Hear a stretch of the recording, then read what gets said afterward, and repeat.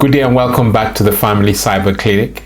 Today we're going to be discussing how to secure your Facebook account against hackers and rogues.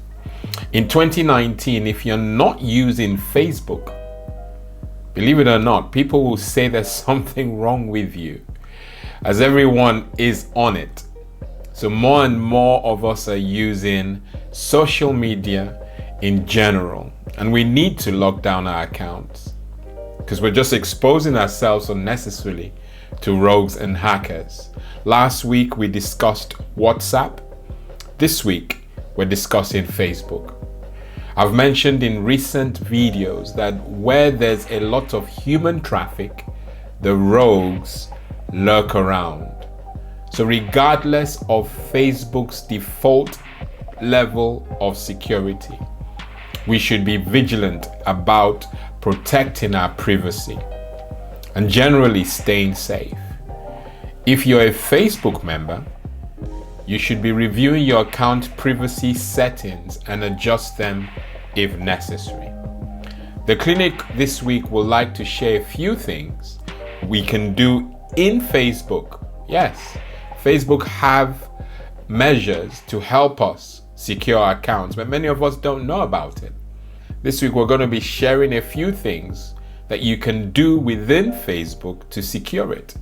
But before I do, as I do every week, I'll urge those who are visiting this platform for the first time to subscribe and click the bell so that you'll be alerted when content like this is uploaded each week. Of course, I would like you to like and share with your family and friends. Okay? Thank you.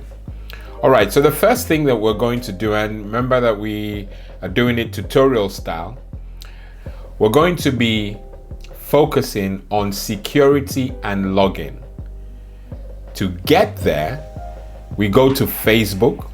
So open Facebook on your smartphone, go to settings and privacy, settings, security, then you see security and login.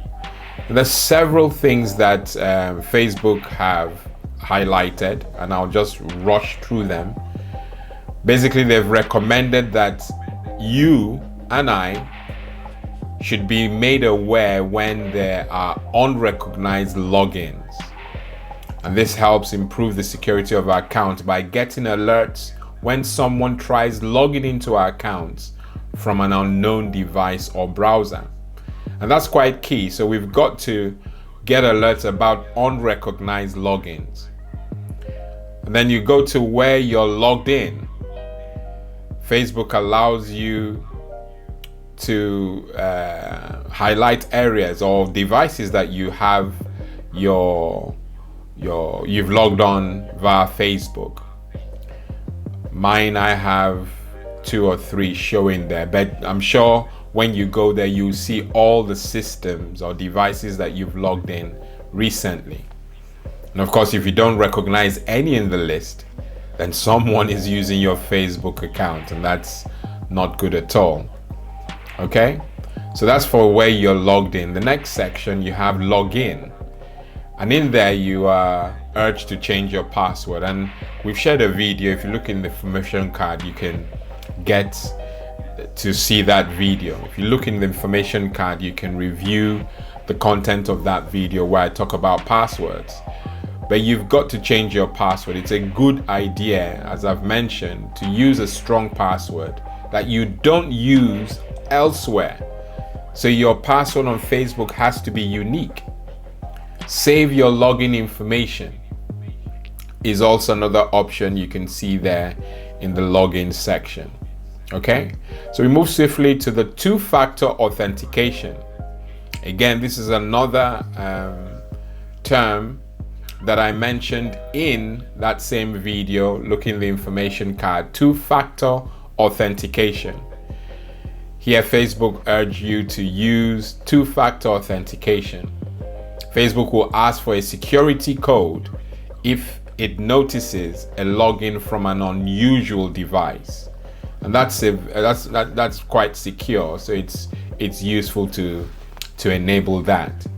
It also talks about application passwords, where you use special passwords to log into your apps instead of using your Facebook password or login codes.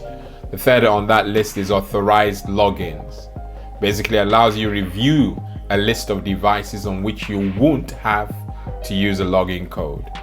A lot of, I know it's a lot of information to gather, but just follow me. Okay, so you can set up extra security too. So if you go to extra security, you can get alerts about those unrecognized logins I mentioned earlier. And you can also choose 3 to 5 friends to contact if you ever get locked out of Facebook. Basically, you make them your trusted contacts.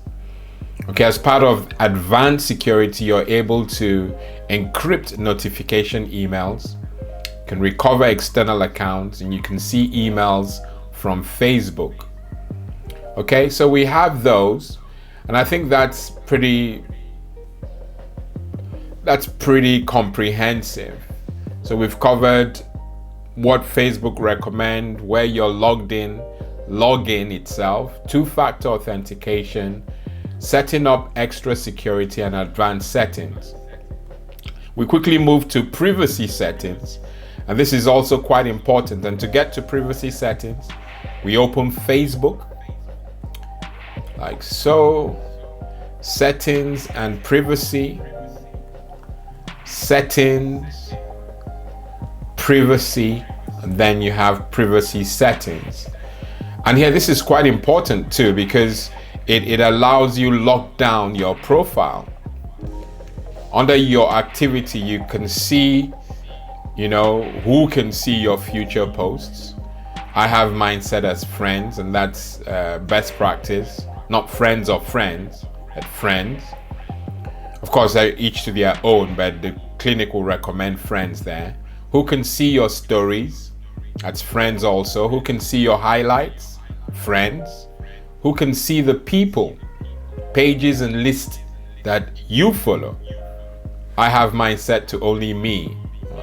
You must have a huge reason. You must have some reason for wanting it to be anything other than that. The next one is review all your posts and things you're tagged in. I have mine set to use activity log. Now, by the way, those settings where I set friends, you could set those to friends of friends, or you could set it to everyone. You don't want to do that. So the clinic recommends that you set them to friends. That way you can manage it actively. The last one on that list under your activities, limit the audience for posts you've shared with friends or public. Limit the audience for posts you've shared with friends or public. I've set mine to limit past posts. So that's what you should set. That should pretty much lock down your activity. And then the next section there is how people can find and contact you. We talk about strangers. If you don't want anyone who you don't know to contact you, then you need to lock this down. The first on that list is who can send you a friend request. Many set it to everyone. Now, if you don't want everyone to be able to send you a friend request, then you've got to lock that down to friends. Okay? Next one, who can see your friends list? I've set mine to friends. You may want to do the same. Who can look you up using the email address you've provided in your profile? You can set that to everyone if you want to use Facebook to have people search for you. If you don't want that, then you need to lock it down to just friends only. Who can look you up using the phone number you provided in your profile? Again, if you don't want people, everyone for that matter, to search for you using your phone number, then you need to lock that down to friends only. Do you want search engines outside of Facebook to link to your profile? You have a yes or no answer there to choose. Okay? So if you want it locked down and you want to stay private, which we advise, then lock it down to friends mostly. Okay?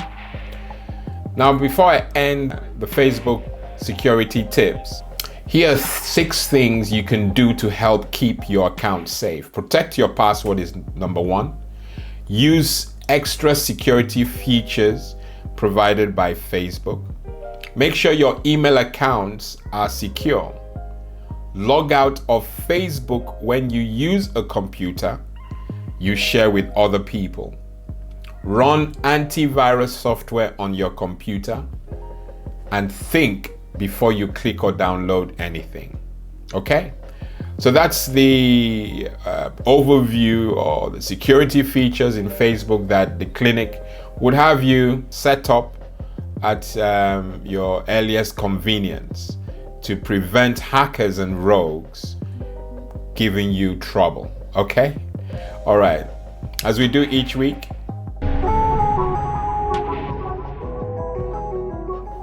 I told us last week that we will be sharing a lot of scams that are going around, and we'll continue doing that. This week is no different. Members of the public are being contacted by fraudsters who are offering free or low-cost government grants and loans. Victims have reported being offered the loans on their doorstep, via telephone or over social media. Fraudsters target victims who currently receive government benefits or are eligible for universal credit.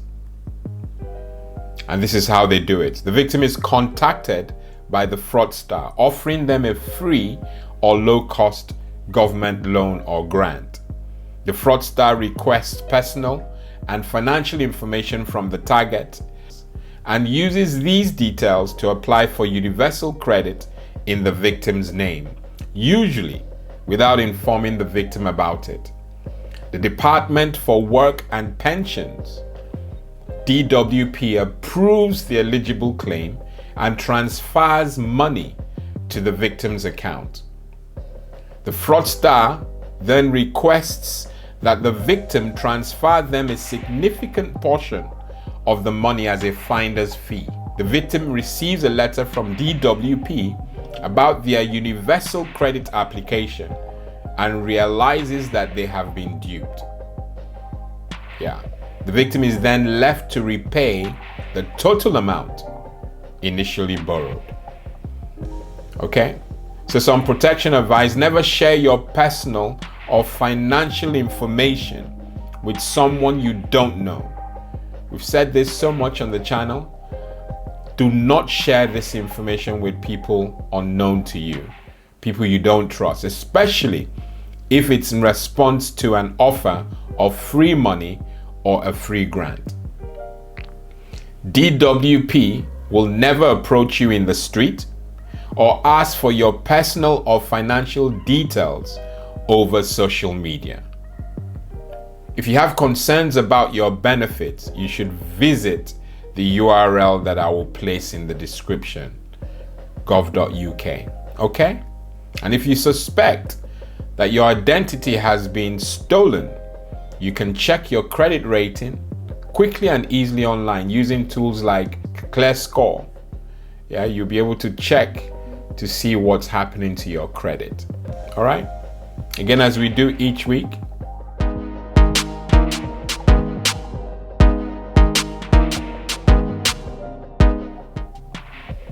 the PowerPoint for this week: let the wise hear and increase in learning, and the one who understands obtain guidance. I'm your host, Cyber Pastor Lawrence Eden. See you next week. God bless and goodbye.